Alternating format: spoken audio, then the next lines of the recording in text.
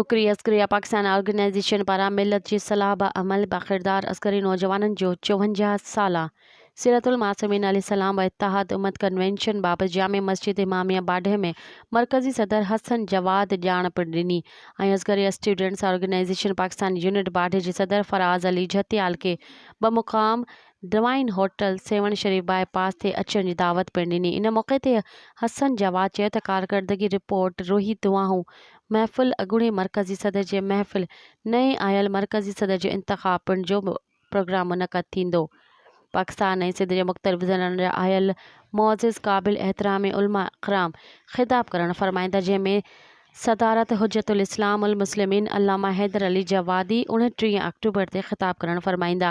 27 ऐं 28 ते मुख़्तलिफ़ उलमा इक़राम जे दर्स जो सिलसिलो जारी रहंदो। इन डस में सैयद अली गोहर शाह, सैयद अलमदार शाह, नियाज़ हुसैन खाकी, अहमद बख्श मोर जुड़ेजो, फिदा हुसैन शेख, विंदर अली फुलपोटो, कामरान शेख, काशिफ सुमरो, अज़ादार लोहर, मीसम समेत ॿियनि शिरकत कई।